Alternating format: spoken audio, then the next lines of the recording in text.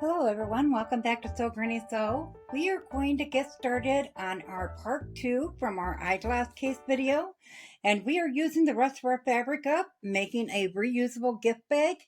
The sizes we need are, these are both 2 pieces from that fabric, 6.5 inches by 10.5 inches. And then this piece here is 1.5 inches by, you want it to be at least 22 inches long. You can make it however long you'd like. And that will be for our tie. I did have to piece mine together because of the way I cut out the eyeglass case. So you may or may not have to piece yours. So the first thing we're going to do is we're going to flip this over. We're going to take a ruler and we are going to mark 1/4 inch down with a pencil or whatever you have to mark yours with. And you're just going to put that on there and draw that in. I do have mine pre-drawn, so I didn't forget one part. Then we're going to move it down to the 1 1/4 inch mark, and we're going to draw that in. And then we're going to put it down to the 2 1/4 mark, and we're going to draw another line again. So once we have those 3 lines drawn on both, we are going to find the middle of our piece, 6.5 inches wide. So you're going to find your 3 1/4 mark, and you're going to put that line there. And then you're going to go 1/4 inch in from both the top and the bottom line. And you're going to mark just a little line at the top. And then you're going to flip it over and do the same here. 1/4 inch mark, a little line at the bottom. This will give you a little eye right in the center of your fabric here. So if you have a buttonholer attachment for your machine and know how to use it, you can certainly do that. So I'm just going to go ahead and I'm going to go with a zigzag across there, leaving that line open because that is where we will snip our fabric. So that part is already marked and ready to go. On this part, we only need the lines to know where we're going to fold and iron at. So once again, we'll put our 1/4 inch mark on there. Okay, once we have them both marked, we're going to go ahead and bring this on over the sewing machine, and we're going to do that zigzag stitch. We're just going to zigzag up, around, down, and over, and then a second time.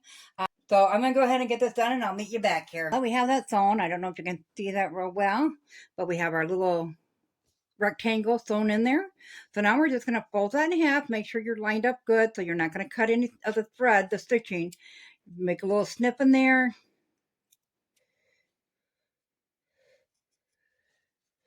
Then we'll open that up and go ahead and finish cutting that out. I like to fold it up like this and kind of trim that off. So I was doing buttonholes back, before we had a machine that ever did buttonholes when I was a kid. So I just kind of have always done my stuff like that. So now that's ready to go. So now we're going to go ahead and take it over the ironing board. And we're going to fold this down on this first line, and we're going to iron that. And then we're going to fold it down to the second line. Oops, I'm sorry, the second line like this.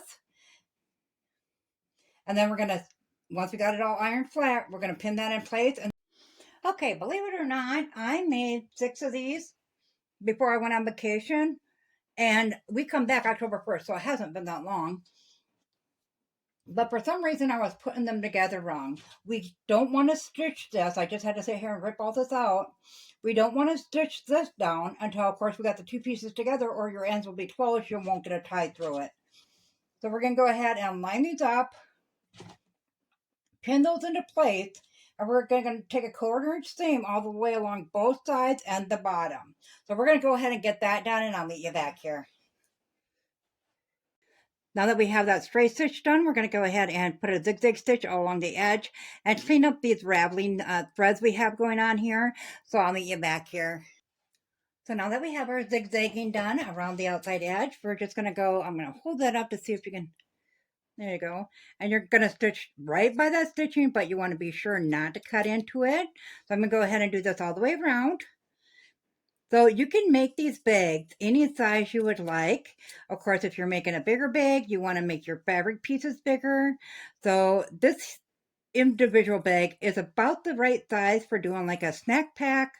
It would definitely fit like a pair of kids' flat shoes in or summertime shoes. something like a small game, decks of cards, stuff like that. Just giving some ideas. These would be awesome if you took them and made them with Christmas fabric. They have all reusable gifts, cut down a lot on your wrapping paper at Christmas time.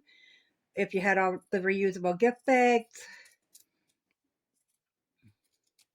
So I have seen them done all the way up to the big size, which come in handy for them odd shaped gifts that are hard to wrap.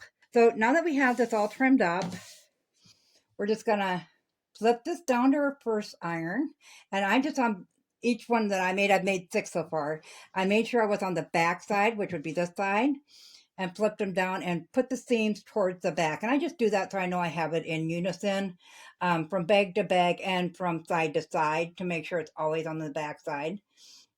So we're going to bring that to the sewing machine. And at this point, if you have a little part on your sewing machine that comes off, so you can go around and around, and then you're going to just do a stitch right along the edge of that. I'm going to go ahead and get this sewn down, and I'll meet you back here. So we have our band sewn down. So now we're just going to flip that to the right side. When I flip mine, I just kind of fold over onto that corner to make sure you can get the best tip out there possible.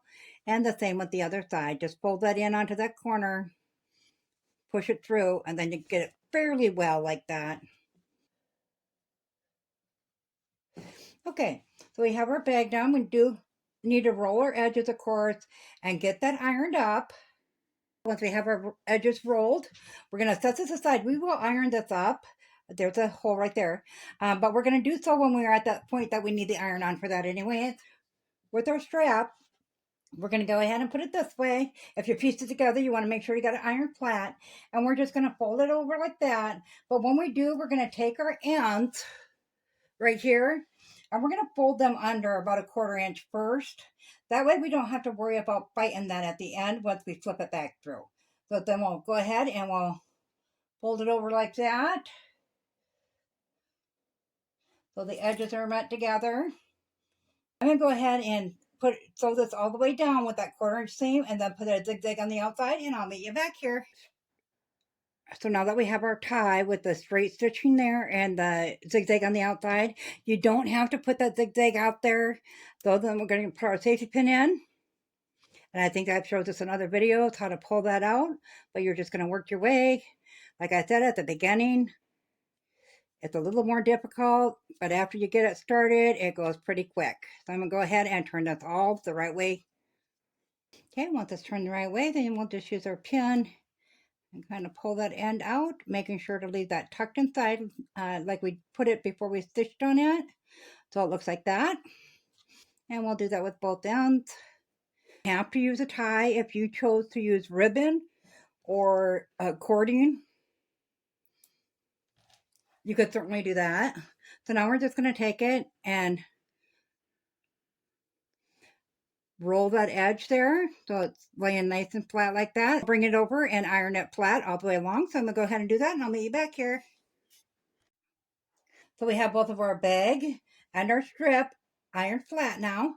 So normally I would sew the strip down one side and then back up the other side. But because we put the zigzag in there, I think it gives plenty of strength to our seams. So I'm not worried about that. I would also normally sew across the bottom there, but I think I'm going to put a knot at the end of this one on both sides. So we're not going to do that either. We're pretty thick right here where our seam is, so I don't want to try bringing the needle over on that, not once but twice. So we're going to go ahead and put our pin through here, just as such. We're going to put our pin in the hole of the bag, and we're going to feed that through, and that might take a while to get that started. You might have to work that through.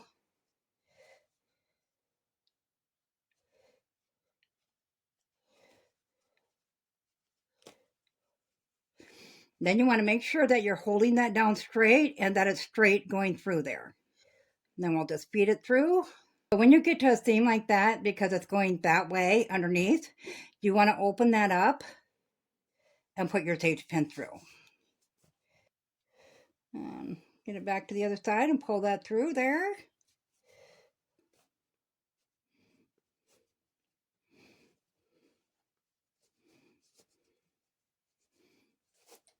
Okay, once you get that around, you can pull that pin off.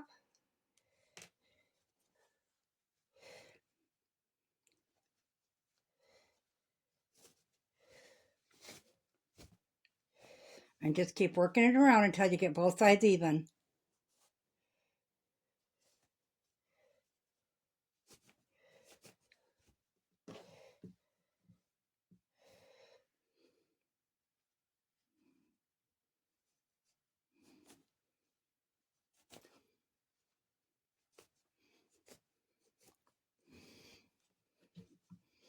Okay, now if you want to do a knot, you can just tie that knot at the bottom.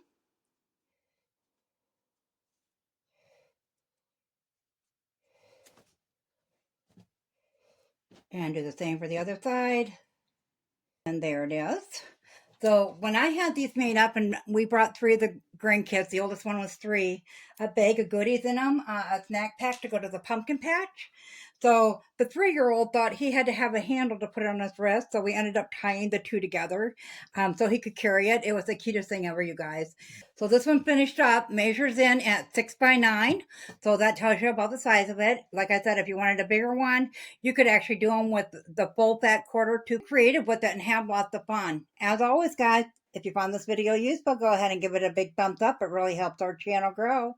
If you haven't subscribed yet, go ahead and hit that subscribe button because we'd love to see you. So, Granny, so thanks all. Have a great day. Bye.